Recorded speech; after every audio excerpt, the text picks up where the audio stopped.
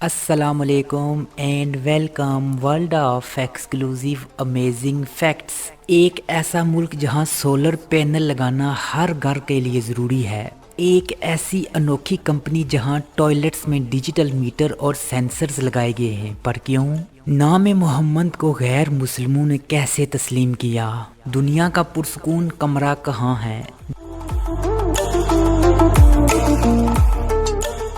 جی تو viewers, video شروع کرنے سے قبل نئے دیکھنے والوں سے گزارش ہے کہ آپ چینل کو سبسکرائب کیجئے اور بیل آئیکن کو ضرور دبائیے گا، کیونکہ جب بھی میں کوئی نئی ویڈیو اپلوڈ کروں گا اس کا نوٹیفیکیشن آپ کو مل جائے گا۔ فیکٹ نمبر 1، ایک چپ سو سکھ، خاموشی سونے جیسی ایک قیمتی چیز ہے۔ یہ کہاوت غالباً آپ نے تو ضرور سنی ہوگی۔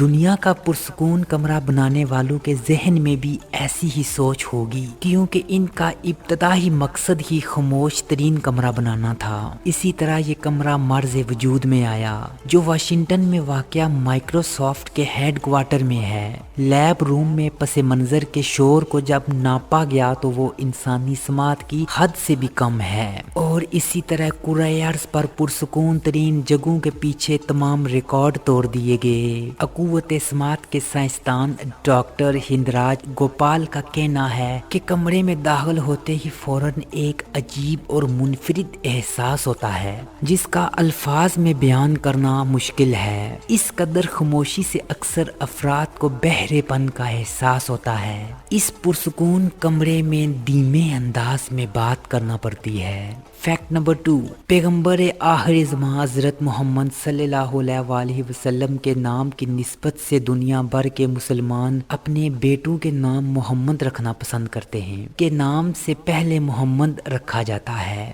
اسی طرح محمد کا نام اولین حصہ قرار پایا ہے۔ یہی وجہ ہے کہ محمد دنیا بھر میں سب سے زیادہ مقبول نام قرار پایا ہے۔ اعداد و شمار کے مطابق دنیا بھر میں 150 ملین لڑکے اور مردوں کا نام محمد ہے۔ مغربی دنیا نے بھی اس حقیقت کو تسلیم کر لیا ہے کہ ان کے مشہور نام جان، جیمز، میری اور چین سے زیادہ مقبول نام ہمارے آخری پیغمبر حضرت محمد صلی اللہ علیہ وسلم کا نام ہے۔ فیکٹ نمبر 3، بیجنگ میں واقع ٹیکنالوجی کمپنی نے ملازمین کے ٹوائلٹس میں ڈیجیٹل ٹائمز میٹر اور سینسرز لگا دیے ہیں۔ کمپنی کے حکام کا کہنا ہے اس عجیب و غریب اقدام کی ویڈیو اور تصاویر پر سوشل میڈیا پر وائرل ہونے کے بعد طویل بحث چھڑ گئی ہے۔ سوشل میڈیا یوزرز کا کہنا ہے کمپنی کے مالکان لالچی ہیں اور وہ منافع کی خاطر ملازمین کو نچوڑنا چاہتے ہیں۔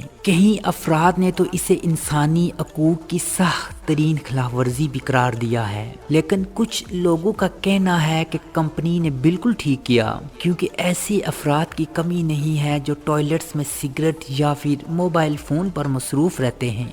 فیکٹ نمبر 4، 2018 میں کیلیفورنیا کی ریاست نے ایک قانون پاس کیا۔ اس قانون کی روح سے جو بھی گھر 2020 کے بعد تعمیر کیا جائے گا اس پر سولر پینل لگانا ضروری ہوگا۔ کچھ لوگوں کے نزدیک یہ ایک غیر منصفانہ فیصلہ ہو سکتا ہے، کیونکہ اس کی وجہ سے گھروں کی قیمتوں میں اوسطاً $12,000 کا اضافہ ہو جائے گا، لیکن یہ ایک بہت عقل مندانہ فیصلہ ہے۔ اس کی وجہ سے ایک اوسط گھرانہ 30 سالوں میں $19,000 کی بجلی کی بچت کرے گا، اور ساتھ ہی کیلیفورنیا اپنی بجلی کی ضرورت کا 74% شمسی توانائی سے حاصل کرے گا۔